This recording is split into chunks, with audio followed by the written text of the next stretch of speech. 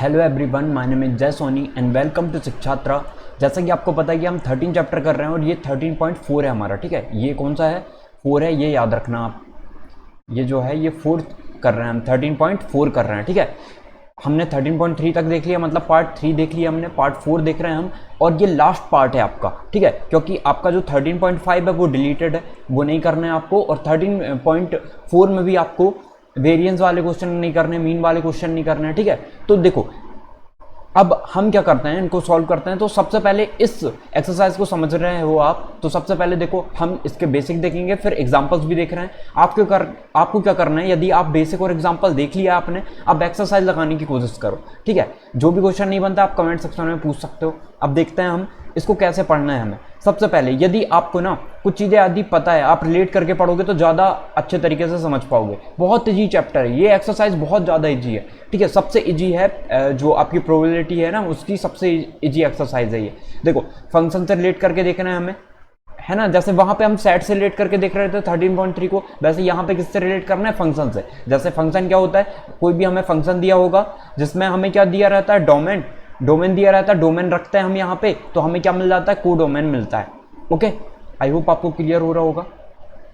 जैसे कोई फंक्शन दिया रहता था, फंक्शन में हम वैल्यू रखते थे, किसकी वैल्यू रखते थे? इस डोमेन में जो भी, जैसे रियल नंबर है तो रियल नंबर पुट करते थे, और हम देखते थे कि हमें यहाँ पे क्या दिया, जैसे यहाँ पे नेचुरल नंबर दिया तो नेचुरल नंबर मिल रहा है या नहीं हर वैल्यू पे, तो ऐसा कुछ कर रहे थे हम। ठीक है, तो देखते हैं। देखो random variable and its probability distributions, example से और अच्छे से रिलेट कर पाओगे आप लोग। और क्या पढ़ेंगे? सबसे पहले हम रैंडम वेरिएबल्स पढ़ेंगे। अब रैंडम वेरिएबल्स क्या होती है? देखो जैसे रैंडम एक्सपेरिमेंट होते हैं ना, वैसे ही रैंडम एक्सपेरिमेंट क्या होता है, जैसे मैंने कह दिया कि इस पे ना कई टाइप की बॉल रखी हैं। जैसे 5 बॉल जो हैं वो आपकी ब्लू हैं, 3 बॉल जो है रेड हैं, और जो आपकी 7 बॉल हैं वो वाइट है। ठीक है, तो आपने रैंडमली कोई भी बॉल एक चूज करनी है, आपको एक बॉल उठानी है, तो आप क्या करोगे? आप रैंडमली उठा रहे हो, आपको पता नहीं है आप कौन सी बॉल उठा पा रहे हो, आप रैंडम उठा रहे हो किसी भी बॉल को। ठीक है, या फिर एक तरीका और है कि 2 बॉक्स हैं, आपको 2 में से रैंडमली उठाना है, 2 में से किसी को भी चूज कर सकते हो। तो ऐसा है इसका मतलब, रैंडम मतलब क्या होता है। ओके, प्रोबेबिलिटी में वेरिएबल, अब वेरिएबल्स क्या होंगी? रैंडम वेरिएबल्स होंगी यहाँ पे। एंड इट्स प्रोबेबिलिटी डिस्ट्रीब्यूशन, जो प्रोबेबिलिटी है उसका डिस्ट्रीब्यूशन कैसा होता है वो देखेंगे। सबका सम जो है 1 ही होता है, probability distribution of a random variable.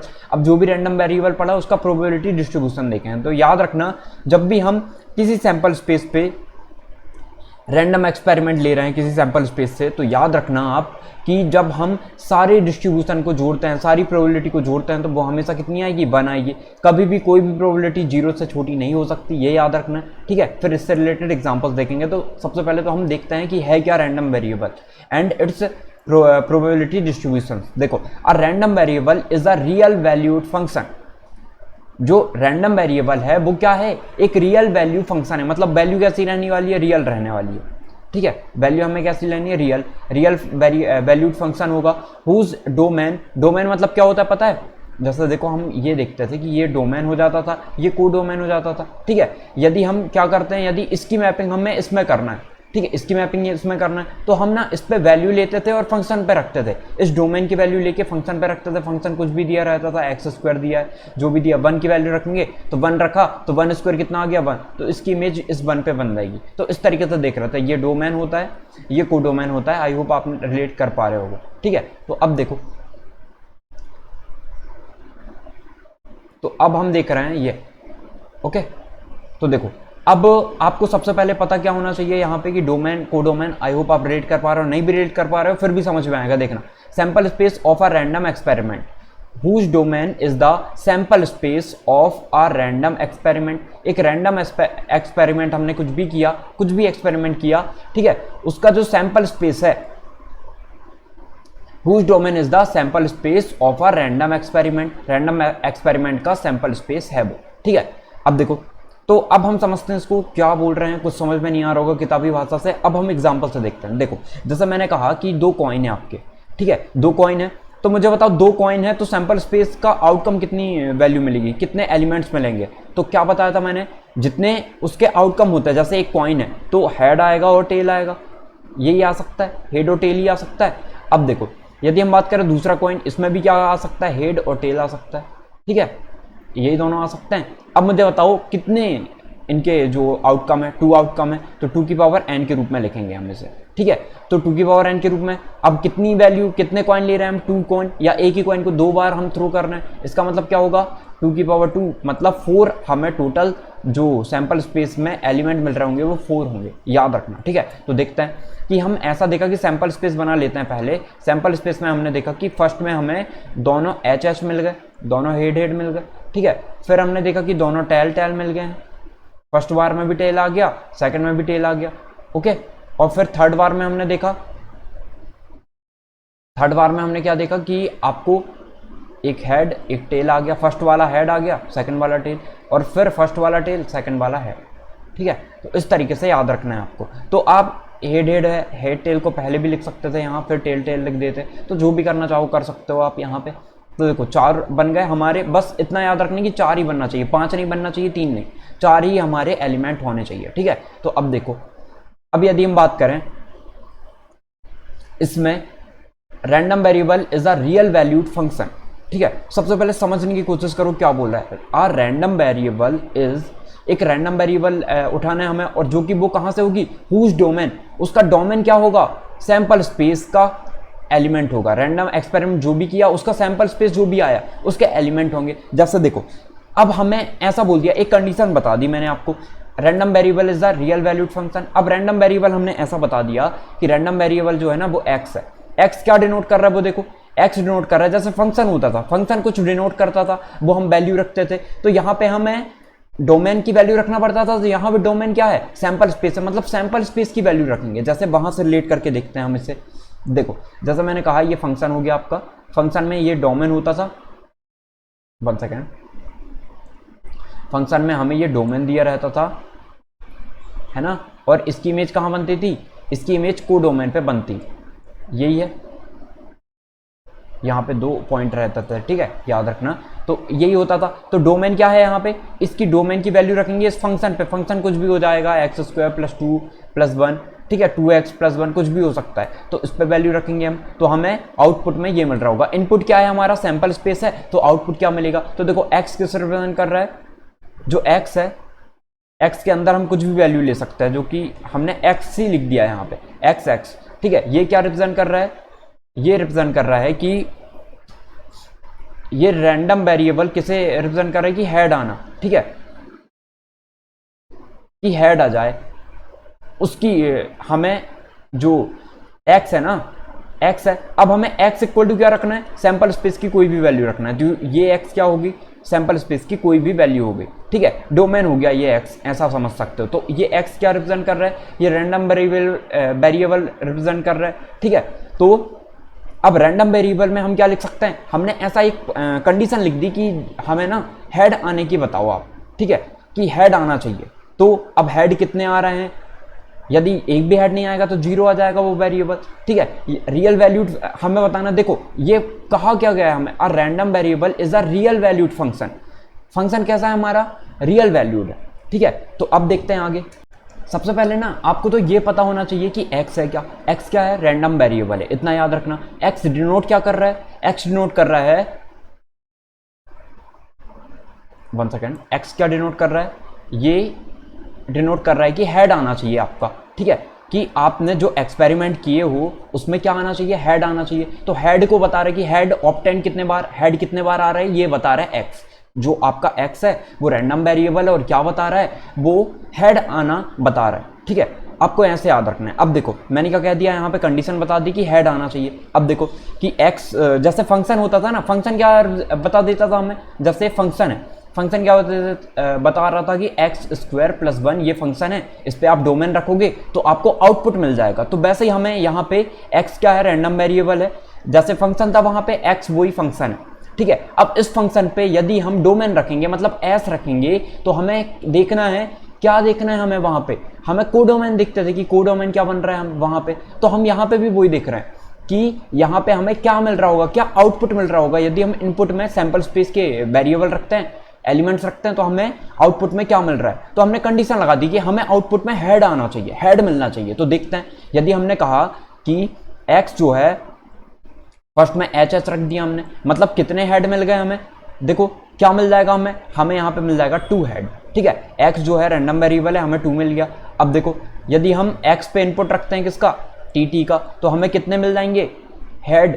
इसमें तो हेड एक भी नहीं है, टी में एक भी हेड नहीं है, तो 0 आ गया, ठीक है। फिर एच में रखेंगे हम, तो एच की बात करें हम, चाहे हम बात करें एक्स टी एच की, दोनों में ही हमें कितने वेरिएबल कितने हेड मिल रहे हैं, 1, तो ये 1 आ गया। मतलब हमें आउटपुट क्या मिल गया, हमें आउटपुट मिल गया, रेंज मिल गया 2 0 1, ये आउटपुट मिल गया, याद रखना, ठीक है। तो बहुत इजी है, रैंडम वेरिएबल मिल गई हमें, तो याद रखना बहुत इजी है ये, ठीक है। अब देखो यदि हम बात करें, मैंने एक कंडीशन बता दी कि जो आउटपुट है ना वो हमें ये रिप्रेजेंट कर रहा है कि number of x, number of head minus number of tail, ठीक है, ये रिप्रेजेंट कर रहा है जो हमारा एक्स है। तो हम ऐसे लगा देंगे एक्स एच एच, यहां पे कितना आ जाएगा, number of h minus number of tail, number of h कितने 2, नंबर ऑफ टेल कितने 0, 2 माइनस 0 कितना आ जाएगा, 2 आ जाएगा। फिर नंबर ऑफ एच, वैसे ही टी भी इतना ही आ जाएगा, नंबर ऑफ टेल। अब देखो हमने पहले हेड को रखा है, तो आप यदि एच टी लिखते हो, यहां पे एच टी कर लेते हैं हम, तो एच टी कितना आ जाएगा, 1 माइनस 1 मतलब 0 आ गया, ठीक है। वैसे ये वाला भी 1 माइनस 1 0 आ जाएगा। वैसे ही एक्स आई होप कि ये ना मिट रहा हो, देखो हाँ, एक्स टी एच भी आपका कितना आ जाएगा, 0 आ जाएगा। देखो हेड माइनस टेल करना था हमें, हेड कितना है 1 आया, टेल कितना है 1 आया, 1 और 1 0 हो जाएगा, ठीक है। अब देखो यदि हम टेल की बात करें, टी की बात करें हम यहाँ पे, तो ये कितना आ जाएगा, नंबर ऑफ हेड कितने हैं 0, नंबर ऑफ टेल कितने हैं 2, तो कितना आ गया -2, तो ये कितना मिल गया हमें, इसकी रेंज कितनी आ गई 2 0 एंड -2। ये याद रखना है, बहुत आसान है, ठीक है। समझोगे जैसे जैसे आपको ऑटोमेटिक समझ में आते जाएगा।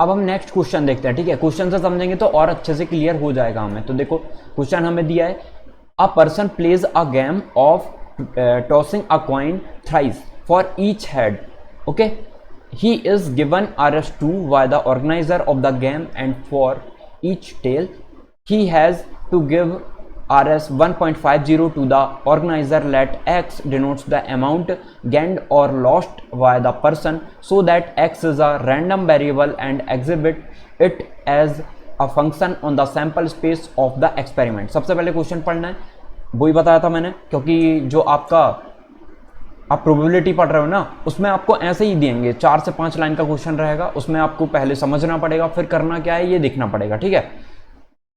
तो देखते हैं हम, देखो यहाँ पे हमें क्या बोला, a person plays a game, एक गेम कर रहा है, वो गेम खेल रहा है, of tossing a coin thrice, एक कॉइन को 3 बार टॉस कर रहा है, 3 बार टॉस कर रहा है, मतलब कितने आउटकम होंगे टोटल सैंपल स्पेस में, बना लेते हैं सैंपल स्पेस, इसमें टोटल आउटकम कितने होंगे तो बता देते हैं हम। देखो पहले तो हेड हेड हेड आ गया होगा, फिर 2 हेड आ जाए फर्स्ट के और फिर सेकंड टेल आ जाए, ठीक है। सबसे पहले तो देख लो 3 का टॉइन को क्रॉस कर रहे हैं, मतलब 2 की पावर 3, तो 8 आने चाहिए टोटल। तो अब देखो फर्स्ट में एच आ गया, थर्ड में पूरे टी आ गए, फिर ऐसा मानते हैं कि एच आ गया, फिर बीच में टी आ गया, फिर एच आ गया, ये भी कंडीशन बन सकती है एक।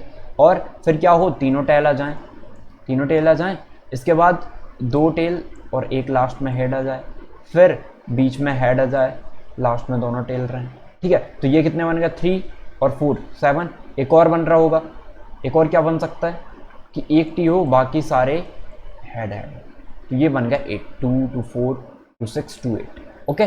तो अब देखो, अब हमें कंडीशन क्या कही है कि for each head he is given RS2, bye the organizer of the game, यदि उसे ईच हेड के लिए, मतलब प्रत्येक हेड आता है, जैसे उसने कॉइन टॉस किया, हेड आ गया 2 रुपए मिल गए, फिर कॉइन टॉस किया दूसरी बार, फिर हेड आ गया 2 रुपए मिल गए, फिर टॉस किया कॉइन, टेल आ गया, तो क्या मिलेगा अब आगे पता चलेगा। तो उसे टोटल कितने रुपए हो गए, 2 बार हेड आ गया तो 4 में हो गए, ठीक है। By the organizer of the game and for each tail he has to give RS 1.50, मतलब उसके पास टोटल 2 हेड आ गए तो कितने रुपए हो गए और 4, पर एक यदि उसके पास टेल आ जाता तो 1.50 उसके माइनस हो जाएंगे, मतलब कितने रुपए बचेंगे अब उसके पास बचेंगे 1.50 रुपीज, सॉरी 1.50 नहीं 2.50 रुपीज बचेंगे। ओके, इजी है बहुत। अब देखते हैं आगे। तो अब हमें देखना रैंडम वेरिएबल क्या होती है, हमेशा x होती है, याद रखना। To the organiser let x denote the amount gained और lost by the person. x क्या डिनोट कर रहा है कि वो अमाउंट गेन कर रहा है या लॉस कर रहा है, वो बता रहा है। So that the x is a random variable and exhibit it is a function on the sample space of the experiment.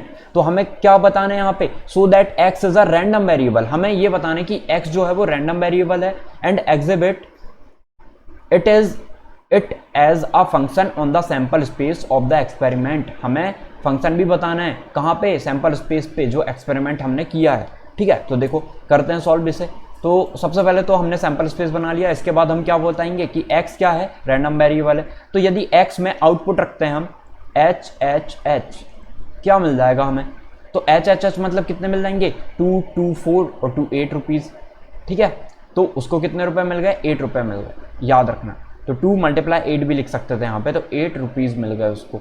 अब यदि उसके पास 2 हेड और 1 टेल आ जाता है, ठीक है, 2 हेड और 1 टेल, तो 2 हेड और 1 टेल और कहाँ पे दिया है, ये दिया है, ठीक है। तो यही वैल्यू किसकी होगी, ये x t h की भी यही वैल्यू होने वाली, याद रखना, ठीक है। तो ये 8 रुपीज़ हो गया, तो ये कितने आ जाएंगे, वही जो हमने निकाला, तो 2.50 आ जाएगा ये, ठीक है। क्योंकि 1.50 इसका माइनस हो गया, आप लिख भी सकते हो वहाँ पे, पूरी चीज़ डिनोट कर सकते हो, मैं डायरेक्ट लिख रहा हूँ।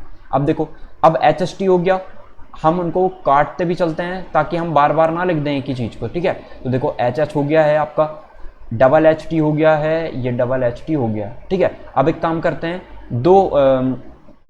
ये ले लेते हैं, है ना, 2 हेड 1 टेल, यहाँ पे भी 2 हेड 1 टेल था ना, ये वाला भी ले सकते हैं, इसकी वैल्यू भी वहीं आ जाएगी। देखो x h t h, ये भी तो वही है ना, तो ये भी वही हो गया, 2 हेड 1 टेल, ठीक है। और कहीं है क्या 2 हेड 1 टेल, नहीं है।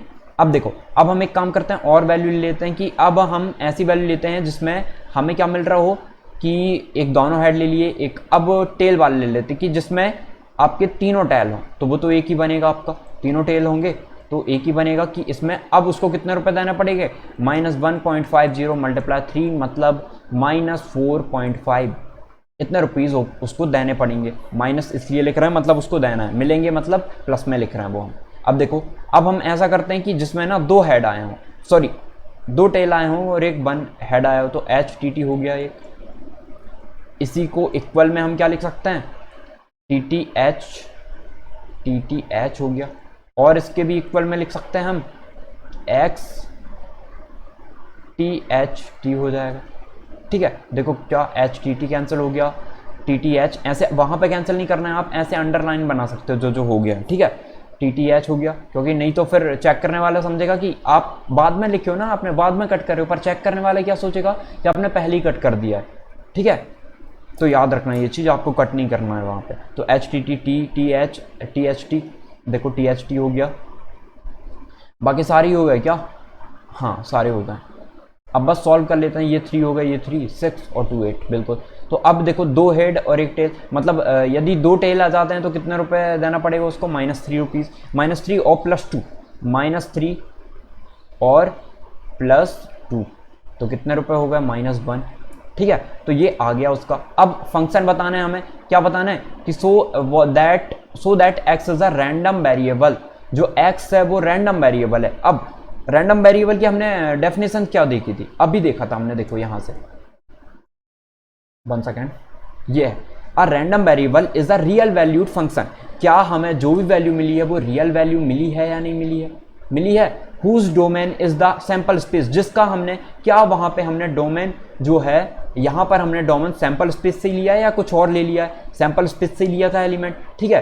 तो अब देखो और क्या बोला है हमें, sample space of a random experiment, experiment भी रैंडम ही हुआ है ये वाला, ऐसा नहीं कि हमें पहले से दिया था कि एच आएगा एच आएगा, रैंडम मतलब जो आपको पता नहीं है, सिंपल सी बात ये है, ठीक है। तो अब देखते हैं आगे, तो आगे ना देखो, आगे हम अब यहाँ से देख सकते हैं कि मैंने बता दिया आपको कि x जो है वो क्यों आपका जो है रैंडम वेरिएबल है। अब ये जो है आपका फंक्शन है, यानी फंक्शन होने के लिए क्या आना चाहिए, फंक्शन यदि डिनोट कर रहे हो, उस पर कोई वैल्यू पुट कर रहे हो तो हमें कोडोमेन मिलना चाहिए या फिर रेंज मिलना चाहिए, ठीक है। कोडोमेन जब डोमेन रखते हो तो क्या मिलती है हमें, रेंज मिलती है, याद रखना।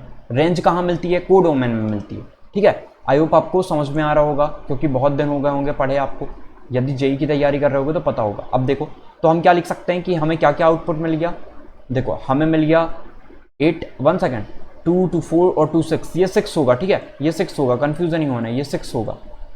तो ये 6 आ गया है, फिर क्या आ गया है 2.50, और वेरिएबल जो है वो कहाँ से रख के लिया है हमने, सैंपल स्पेस से ही, और हमें अलग अलग वैल्यू भी मिल रही है, ये भी याद रखना, ठीक है। 6 2.50 मतलब इनकी सेम वैल्यू है पर इनकी अलग है ना, मतलब कुछ जैसे हमने देखा कि सबकी एक सी वैल्यू नहीं आई हमारे पास, है ना, सब डिफर कर रहे थे, जैसे कुछ वैल्यू एक सी है तो कुछ वैल्यू डिफर कर रही थी। अब देखो यदि 2 हेड लिया है 2 टेल वाले तो एक से ही आएंगे ना वैल्यू उनकी, तो ये आ गई रेंज आपकी, तो ये बता सकते हो, so it is a function, okay. अब देखते हैं नेक्स्ट क्वेश्चन। नेक्स्ट क्वेश्चन में क्या बोला, अ bag content 2 white and 1 red balls, 1 ball is drawn at random and then put back in the box after noting its color।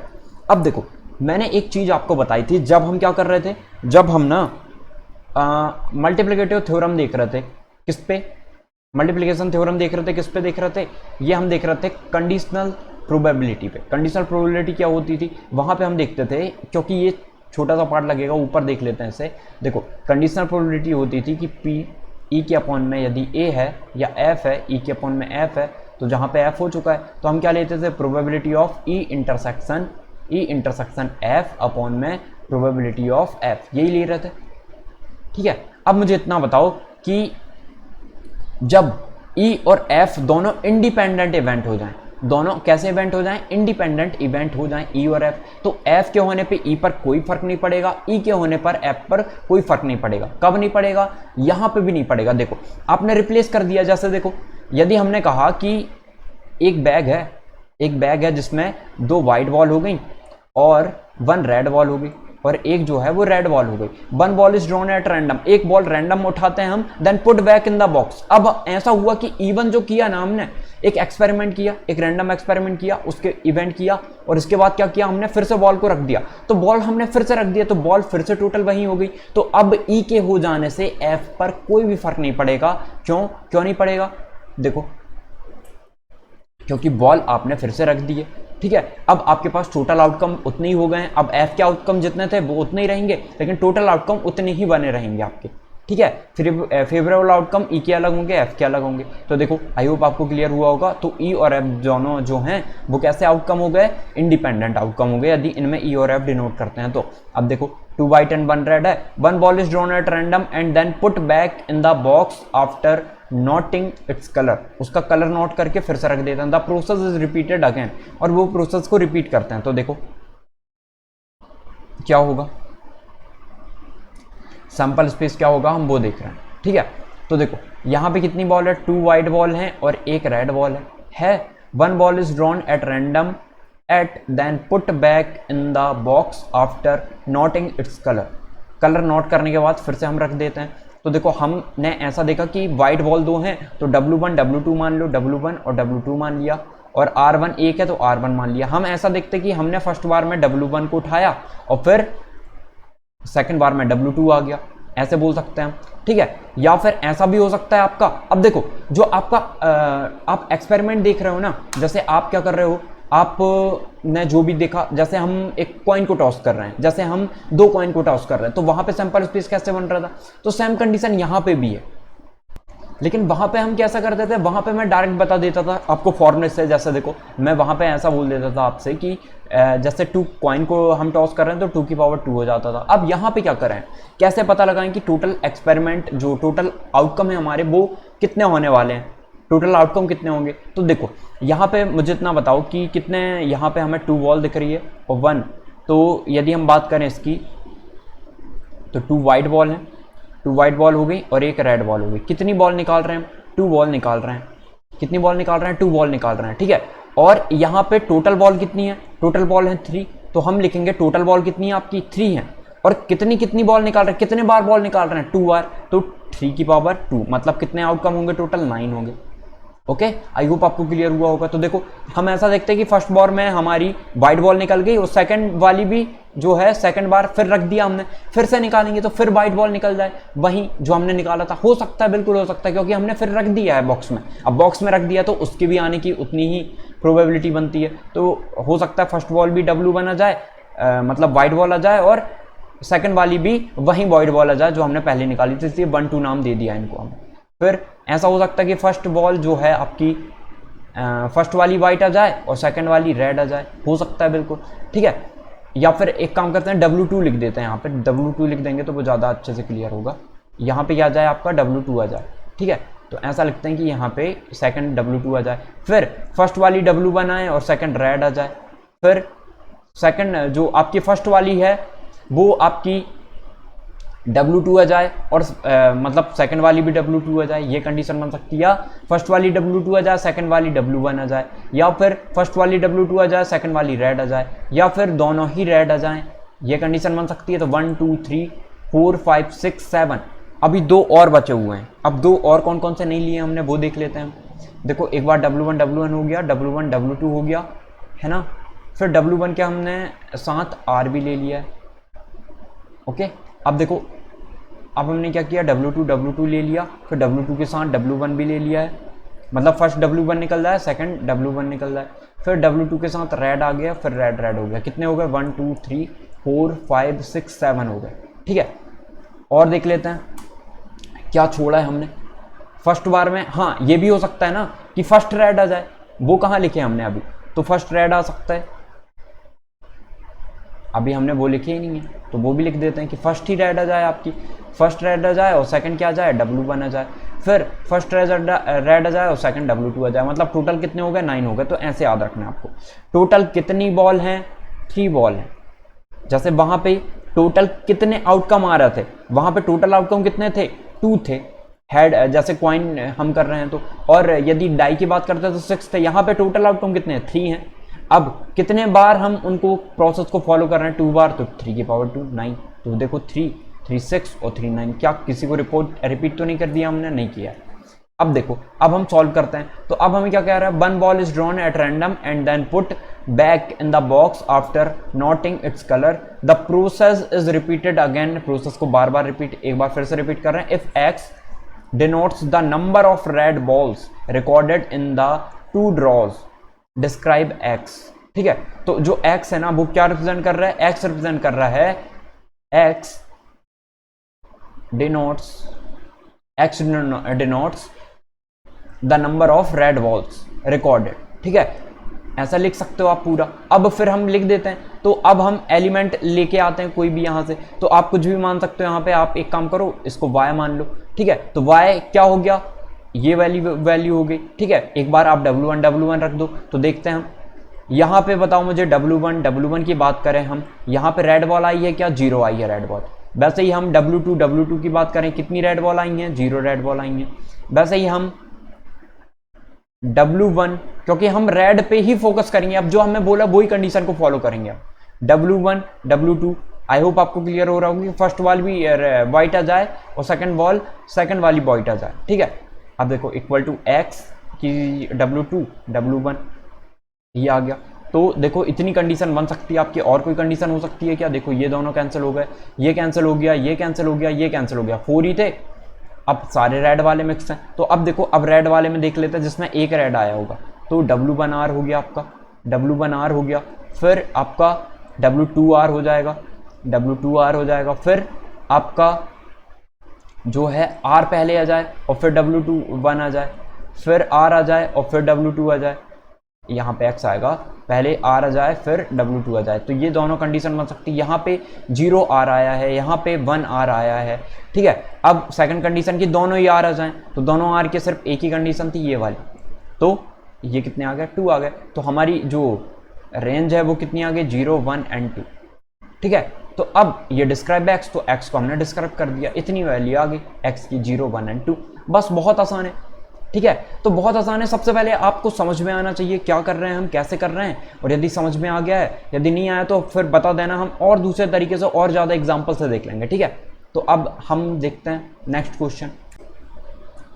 तो अब देखो probability distribution of a random variable, ठीक है। तो ये देख लेते हैं हल्का सा हम, देखो the probability distribution of a random variable, random variable से ही हमें प्रोबेबिलिटी निकालनी है, is the system of numbers, ठीक है। तो क्या सिस्टम रहने वाला है वो देखो, देखो x जो आपको पता है फैमिलियर हो गया उससे, x क्या है रैंडम वेरिएबल है, ठीक है। अब रैंडम वेरिएबल की प्रोबेबिलिटी निकालनी है हमें, तो देखो x1 आएगा, x1 x2 x3 ऐसे चलता जाएगा जितने भी हमारी रैंडम वेरिएबल निकली होगी, ठीक है। अब उसकी प्रोबेबिलिटी निकालनी है p1 p2 एंड pn तक। अब प्रोबेबिलिटी कैसे कि जो भी हमें x1 दिया होगा, x कितना है x1 के लिए हम देखेंगे कि उसकी प्रोबेबिलिटी कितनी आई, तो यहाँ पे लिख दिया। x2 के लिए देखेंगे कितनी प्रोबेबिलिटी आई है, तो याद रखना एक कंडीशन की जो p1 p2 एंड pn है, तीनों का सम कितना होना चाहिए, सभी का सम कितना होना चाहिए 1 होना चाहिए। सम ऑफ ऑल प्रोबेबिलिटी या probability distribution is must be 1, बस 1 होना ही होना चाहिए, ठीक है। अब देखो इतना समझ में आ गया होगा। एक और कंडीशन की जो आपकी प्रोबेबिलिटी है उसकी वैल्यू 0 से बड़ी ही होनी चाहिए और 1 से छोटी होनी चाहिए, या 1 के इक्वल हो सकती है, याद रखना, ठीक है। तो याद रखोगे कि pi जो है वो 0 से बड़ा ही होना चाहिए और 1 से छोटा होना चाहिए, ओके। अब देखते हैं, एक काम करते हैं ना, जो हमने ये पढ़ा इसी से निकालते हैं हम, ठीक है। देखो प्रोबेबिलिटी यदि हम निकालें, इतनी कंडीशन बन रही थी हमारी, x की क्या क्या वैल्यू आई है 0 आई है, ठीक है। तो अब देखो 0 लिखते हैं यहाँ पे। अब मुझे इतना बताओ 0 कितनी वैल्यू थी, 0 कितने में आया हुआ था 1 2 3 4, x की वैल्यू कितनी है 4 के लिए हमारी जो है 4 वेरिएबल के लिए हमारी जो वैल्यू है वो 0 आई थी, तो हम क्या लिखेंगे 4 के अपॉन में, एक सेकेंड, 4 के अपॉन में 10, ठीक है। एक सेकेंड रुको, 4 के अपॉन में क्या लिख देंगे 10, फिर हम सम करके भी देखेंगे क्या उनका सम जो है 1 के इक्वल आ रहा है या नहीं, ओके। आई होप आपको क्लियर हुआ होगा। 4 के अपॉन में 9, टोटल आउटकम कितने हैं 9 है, टोटल जो फेवरेबल आउटकम है 0 कितना है, 0 कितने टाइम्स आया है 4 टाइम्स आया ना, इसमें भी आया, इसमें भी, इसमें भी, इसमें भी, तो इतना हो गया। अब देखो अब हम 1 को देखते हैं, 1 किसके किस में आया 1 2 3 4 बार 1 आया है आपका, ठीक है। 4 बार 1 आया तो 4 के अपॉन में ये भी 9 आ गया, इसकी भी वैल्यू कितनी आ गई 1 की भी इतनी आ गई। अब 2 कितने बार आया है, सिर्फ एक बार आया, 2 कितने बार आया है सिर्फ एक बार, तो 1 के अपॉन में 9 आ जाएगा, 1 के अपॉन में कितना आ गया 9, तो ये आ गई आपका जो प्रोबेबिलिटी डिस्ट्रीब्यूशन है वो आ गया कि 0 के लिए कितनी प्रोबेबिलिटी है 4/9, 1 के लिए कितनी है 4/9, 2 के लिए कितनी है 1/9। कैसे निकालते हैं एक बार और समझ लो, जितने भी सैंपल स्पेस हैं वो हमारे टोटल आउटकम हो गए। अब हम देखेंगे कि जो हमारा 0 वैल्यू है, जो 0 हमारी रैंडम वेरिएबल है, वो किसके किसके लिए आई है, कितने टाइम्स आई है, वो ऐसा बोल सकते हैं हम। तो कितने टाइम आई है, ऐसे लिखते थे ना, 0 के टोटल फेवरेबल आउटकम कितने हो गए, 0 के टोटल फेवरेबल आउटकम 1 2 3 4 हो गए, और टोटल आउटकम कितने हैं 9 है, तो 4/9, और यहाँ पे कितना 1/9, सबको जोड़ देते हैं तो 9 के अपॉन में 4 और 4 8, ऐसे करोगे 4 और 4 8 और 1 9, मतलब कितना आ गया 1 आ गया। इसका मतलब ये एक्चुअल में सही हुआ है, जो हमारा फ्रीक्वेंस जो प्रोबेबिलिटी डिस्ट्रीब्यूशन है वो इक्वली हुआ है हमारा सही से। एक काम करते हैं, क्वेश्चन देख लेते हैं इससे रिलेटेड, तो और अच्छे से क्लियरिटी आ जाएगी, ठीक है। देखो एक मिनट, हमने क्वेश्चन देख लिया ना, क्या देखा, A bag contains 2 white and 1 red ball. 1 ball is drawn at random and then put back in the box after, हाँ ये तो हो गया था ना 0 1 2। अब देखो ये क्वेश्चन देखते हैं, 2 cards are drawn successively with replacement कह रहा है ना, मतलब फिर से रख दे रहे हैं। इसका मतलब ये कैसे हुए आउटकम जो हैं, सोचते भी चलना है, जो पिछला पढ़ा है वो कनेक्ट करके पढ़ोगे तो अच्छा होगा। रिप्लेस कर दे रहे हैं, इसका मतलब अब जो हमें जो आउटकम मिल रहा होगा या जो इवेंट होंगे वो इंडिपेंडेंट इवेंट होंगे, मतलब किसी के होने ना होने पर किसी दूसरे इवेंट पर कोई फर्क नहीं पड़ता है, ठीक है, इसलिए वो इंडिपेंडेंट होता है, स्वतंत्र होते हैं। From a well shuffled deck of 52 cards find the probability distribution of the number of aces, ठीक है। प्रोबेबिलिटी डिस्ट्रीब्यूशन किसका निकालना है, एसएस का। तो वहीं आपको चार्ट बनाना पड़ेगा, एक टेबल बनानी पड़ेगी, ठीक है। इस तरीके से टेबल बनाओगे, एक में लिखोगे एक्स, यहाँ पे एक्स लिखोगे, यहाँ पे प्रोबेबिलिटी ऑफ एक्स, ऐसे लिखते चलोगे, ठीक है। तो ये आ गया, यहाँ पे आई से डिनोट कर सकते हो, इसे भी आई से डिनोट कर सकते हो, ठीक है। तो ऐसे लिखते चलना जितने भी बनेंगे हमारे। तो अब देखो, अब हमें क्वेश्चन क्या दिया, 2 cards are drawn successively with replacement from a well shuffled deck of 52 cards, find the probability distribution of the number of aces, ठीक है। तो देखो हम क्या हुआ, 2 कार्ड्स आर ड्रॉन सक्सेसिवली, कि हमने 2 कार्ड निकालने, एक बार फर्स्ट कार्ड निकाला फिर सेकंड कार्ड निकाल लिया, ठीक है। अब हमें कह रहा है जो कि वेल सफल्ड है, तो find the probability distribution of the number of aces, ठीक है। तो ऐसा हो सकता है, नंबर ऑफ वेरिएबल इस तरीके से लिखते हैं। और टोटल जो हमारा सैंपल स्पेस है वो किस रिप्रेजेंट करेगा, टोटल 52 कार्ड्स को, टोटल 52 जितने भी कार्ड्स होते हैं ना, टाइप ऑफ कार्ड्स हमारे, उनको करेगा ये, ठीक है, 52 कार्ड्स को। तो यहाँ पे 52 लिख देते हैं हम। अब देखो हम एक काम करते हैं, यदि मैंने बोला कि फर्स्ट 2 कार्ड्स हम ड्रॉन कर रहे हैं, निकाल रहे हैं with replacement from a well shuffled deck, तो हो सकता है फर्स्ट भी ए आ जाए, फर्स्ट भी ए से आ जाए और सेकंड भी, फर्स्ट और सेकंड दोनों एक के आ जाएं। इसका मतलब क्या हो गया, आपको काउंट करना है कितने एसेस आने चाहिए, find the probability distribution of the number of aces. तो नंबर ऑफ एसेस बोल रहा है, एक्स जो रैंडम वेरिएबल वो नंबर ऑफ एसेस को डिनोट कर रहा है, तो ये कितना आ गया, 2 आ गया। हो सकता है कि फर्स्ट एस आ जाए और सेकंड वाला कार्ड कोई दूसरा निकले, कितने सारे कार्ड है हमारे, कुछ भी निकल सकता है, तो वो कार्ड निकल सकते हैं। तो हम ऐसा करते हैं कि यहाँ पे हम क्या लिख देंगे कि अदर, ओ लिख देते हैं हम, अदर आ गया, ठीक है। तो एक ए निकले और दूसरा अदर निकल जाए, कितना हो गया, 1 आ गया। फिर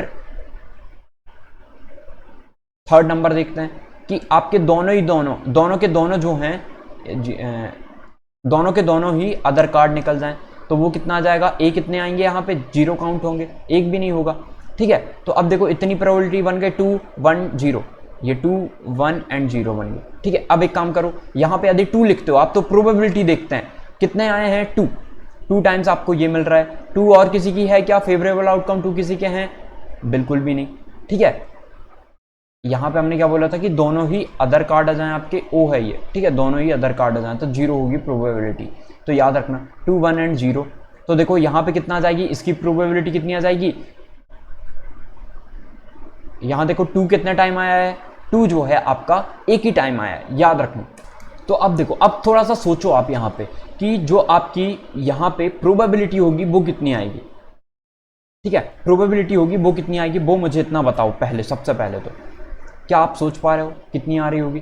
क्या आप यहाँ पे लिख दोगे 2/52, आंसर आ जाएगा क्या आपका सही, बताओ। 2/52 लिखोगे। देखो अब सोचो थोड़ा सा यहाँ पे, यदि हमने कहा कि जो x है ना, इस तरीके से प्रेजेंट कर रहा है कि x जो है ऐसे कि आपका फर्स्ट भी जो है, जो फर्स्ट कार आपने ड्रॉन किया था, फर्स्ट भी ए आ जाए, आपका इक्का जाए, एंड सेकंड भी, ठीक है, एंड आपका सेकंड वाला भी, सेकंड भी ए आ जाए, ए सी आ जाए, ठीक है। इसका मतलब क्या होगा, फर्स्ट भी ए आ गया, सेकंड भी ए आ गया, इसका मतलब टोटल जो आपके फेवरेबल आउटकम हो गए, ठीक है, वो कितने होंगे। तो हम ऐसा लिखेंगे फर्स्ट के लिए, फर्स्ट में कितनी प्रोबेबिलिटी है ए आने की, बताओ। 4 कार्ड होते हैं इसके, ठीक है, तो 4 कार्ड होते हैं तो कितनी आ जाएगी, 4 के अपॉन में, बताओ 4 के अपॉन में टोटल आउटकम कितने हैं, 52 हैं, इतना ही होगा। फिर हम रिप्लेस कर दे रहे हैं, विदाउट रिप्लेसमेंट नहीं, मतलब फिर से यदि हम सेकंड बार में भी ए निकाल रहे होंगे तो वो कितनी आएगी, वो बताओ मुझे, वो कितनी होगी। तो देखो वो कितनी हो जाएगी, अब एंड फर्स्ट भी ए आ जाए एंड सेकंड भी ए आ जाए, अब एंड और इसकी वैल्यू बताया था मैंने, इसका मतलब बताया था आपको। तो देखो वहां पे मैंने आपको क्या बताया था कि जो एंड होता है ना और होता है, वहां पे मैंने ये बताया था यदि 2 इवेंट है, ठीक है, जैसे मैंने ऐसे बोल दिया कि 2 इवेंट हो गए, ये ए या 2 सेट हो गए, ठीक है। जब भी एंड आ गया तो इनके बीच में हमें क्या निकालना होता है, इनके बीच में यदि एंड आ जाता है तो हम निकालते हैं इंटरसेक्शन, और यदि और आ जाता है तो उनके बीच में हम निकालते हैं यूनियन।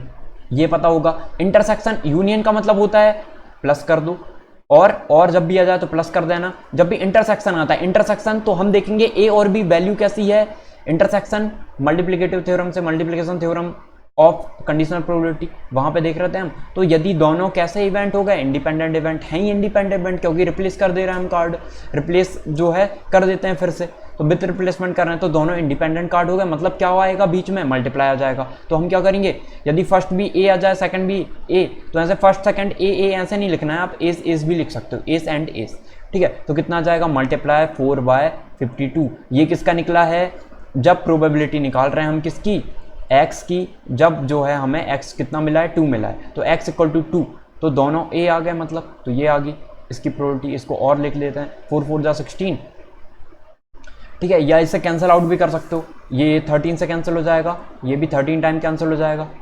कितना आ गया, 1/169, तो ये आपका 1/169 ये आ गया। फिर हम जोड़ के भी देखेंगे क्या जो हमारी प्रोबेबिलिटी डिस्ट्रीब्यूशन है वो 1 आ रहा है या नहीं, सबका सम 1 आ रहा है या नहीं, वो भी चेक करेंगे। देखो अब हमें क्या बोला है कि एक और कंडीशन क्या मिल जाए कि x जो है वो x की वैल्यू जो है हमारी प्रोबेबिलिटी, ऐसा लिखते हैं प्रोबेबिलिटी x = कितना, वेरिएबल कितनी है हमारी x, 1 आ जाए, यहाँ पे 1 है, ठीक है 1। इसका मतलब क्या है कि जो आपका एक एस आ जाए, ठीक है, एंड जो सेकंड है वो क्या आ जाए, एंड सेकंड आपका आ जाए नॉन एस, ठीक है, नॉन एस। इसका मतलब क्या होगा, ये P लिखा हमने। अब प्रोबेबिलिटी निकालनी है हमें, तो देखो probability of S and non S दोनों की निकालनी पड़ेगी। तो एस की कितनी आएगी कि एस आ रहा है आपका, प्रोबेबिलिटी ऑफ एस मतलब एस आने की कितनी होगी, 4/52। अब हमने कार्ड पूरे के पूरे वैसे ही रख दिया। अब नॉन एस मतलब अब आपके नॉन एस बताने, तो एस कितने होते हैं, 4 है ना। नॉन एस नॉन इक के मतलब कि आपके जो 4 हैं वो उनको हटा दो, अब 4 के अलावा पूरे बचे वाले कितने होंगे, वो नॉन एस होंगे, ठीक है। इसका मतलब क्या होगा, कितने बचेंगे टोटल कार्ड हमारे पास 48, तो कितना आ जाएगा ये 48/52 ये आ गया, ठीक है। बस सॉल्व कर लेते हैं, तो ये 13 टाइम कैंसिल हो जाएगा और ये भी 13 टाइम, तो 12 के अपॉन में कितना आ गया, 169 आ गया, ठीक है। 12 के अपॉन में कितना आ गया, 169 आ गया, इतना याद रखना है आपको। अब देखो थर्ड कंडीशन हम वो भी चेक कर लेते हैं। थर्ड कंडीशन क्या बोला है, अब देखो यहाँ पे तो 2 कंडीशन बन सकती है कि फर्स्ट एस आ जाए एंड सेकंड नॉन एस आ जाए, ये भी बन सकता है ना। एक और कंडीशन क्या बन सकती है इसी में, या फिर और लिखना पड़ेगा बीच में हमें, अरे वो भी तो कंडीशन है ना एक, कि सेकंड आपका तब भी 1 होगा। आपका 1 किस में आ सकता है बताओ, कि आपका फर्स्ट ए आ जाए, सेकंड नॉन ए आ जाए, नॉन एस आ जाए, ठीक है, और कि फर्स्ट आपका नॉन एस आ जाए और सेकंड एस आ जाए, तो ये कंडीशन भी बन सकती है। तो यहाँ पे वो भी लिखोगे तभी तो दोनों को जोड़ेंगे हम। और का मतलब क्या होता है, प्लस, याद रखना यूनियन निकाल रहे होते हैं क्योंकि हम, ठीक है। तो और अब और मतलब कि आपका फर्स्ट नॉन एस आ जाए, नॉन एस, सेकंड कितना आ जाए, एंड सेकंड एस आ जाए, तो जोड़ देते हैं। इसको ही जोड़ना पड़ेगा हमें, 12/169 ही तो आ रहा होगा, देखो मल्टीप्लाई करेंगे तो इतना ही आ जाएगा, तो दोनों को जोड़ देना, कितना आ जाएगा 24/169, कितना आ जाएगा 24/169 इतना आ जाएगा। अब देखते हैं थर्ड वाला क्या बोल रहे हैं कि दोनों ही नॉन ए आ जाएं, ठीक है, ए बोल देते हैं इनको, ज़्यादा बेटर रहेगा कि एक्स प्रोबेबिलिटी निकालनी है हमें जब x = 0 हो।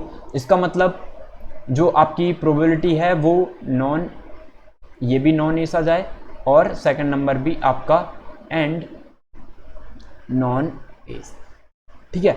बस निकाल लेते हैं आप। तो प्रोबेबिलिटी नॉन एस मतलब 48 के अपॉन में 169, सॉरी 169 क्यों लिख रहे हैं हम, 169 नहीं लिखना है हमें, क्या लिखना 52 है ना टोटल कार्ड कितने हैं 52, ये तो मल्टीप्लाई करके आ रहा था हमारा। देखो टोटल कार्ड कितने हैं हमारे पास 52 हैं। आई होप आपको क्लियर विजिबल है, ये 52 है, ठीक है। आई होप कि ये कट ना रहा हो, बस यहाँ कर लेते हैं, एक काम करते हैं, ठीक है, थोड़ा सा तो बचा ही है। 48 के अपॉन में कितना आ गया, 52 आ गया, फिर मल्टीप्लाई यहाँ पे भी नॉन एस के लिए मतलब 4 हटा देंगे हम, जो भी ए होते हैं हमारे वो 4 हटा देंगे, तो कितना आएगा 48 के अपॉन में 52, फिर कर दो इसे, ये 12 आ जाएगा, ये 13 आ जाएगा, ये 12 आ जाएगा, ये 13 आ जाएगा, ठीक है। कितना आ गया 169, और ये 12 और 12 कितना हो गया 24, ठीक है। अब सबको जोड़ो, और क्या जोड़ने पे हमें 1 मिल रहा है या नहीं मिल रहा है वो देखना पड़ेगा। क्या मिलेगा 1 हमें, ठीक है, चेक करते हैं 1 मिल रहा है या नहीं, ठीक है। तो सबको जोड़ देते हैं हम, तो जोड़ते हैं। अब देखो, अब हम सबको जोड़ के देखते हैं, तो 1 तो दिख नहीं रहा है, देखो यहाँ पे 2 आ गया है, ये 1 आ गया है आपका, और ये 0 हो जाएगा। 0 के लिए कितना आ गया था, 0 के लिए 1 सेकंड, 12 × 12 कितना आ जाएगा, ये 144 होगा ना, 144, तो अब ये कितना आ गया, जीरो के लिए प्रोबेबिलिटी कितनी आ गई 144 बाय 169, तो 169 सब में है, एलसीएम कितना आ जाएगा 169 जोड़ देते हैं, क्या हमें 169 मिल रहा है, तो 24 प्लस 1 25 25 और 144 169 आ जाएगा, 169 अपॉन 169 मतलब 1। तो ये जो प्रोबेबिलिटी डिस्ट्रीब्यूशन है वो सही हुआ है, ये चेक कर लेना बाद में यदि आपको लग रहा है कि गलत हो सकता है। जैसे देखो अभी हमने 12 मल्टीप्लाई 12 कितना कर दिया 24 कर दिया, हो जाती है ऐसी मिस्टेक, ठीक है, बिल्कुल मिस्टेक होती है, सभी से मिस्टेक होती है, तो हो सकती है ऐसी एग्जाम में, एग्जाम का प्रेशर भी होता है वहां पे, तो हो सकती है। जब मुझे कोई प्रेशर नहीं था, होगी तो आपको तो एग्जाम का प्रेशर रहता है, ठीक है। तो यहाँ पे आपको 12 मल्टीप्लाई 12 अब मुझे पता चल गया क्योंकि मैंने चेक कर लिया, हर बार हम चेक करें तो पता चल जा रही है कि हमने सही किया या नहीं किया है, ओके। तो अब जितने भी एग्जाम्पल बनते हैं आपको सॉल्व कर लेना है और एक्सरसाइज सॉल्व करके देखनी है, फिर हम टाइप वाइज क्वेश्चन करेंगे। इसका मतलब आपका जो सिलेबस है वो कंप्लीट हो चुका है टर्म 2 का। अभी हम देखेंगे कि जो हमने 8 चैप्टर 7 और 8 चैप्टर जो है हमारा, उनका हमने नहीं किया बेसिक, तो वो भी देख लेंगे, एक्सरसाइज वाइज भी कर रहे हैं हम, okay. All the best, thank you.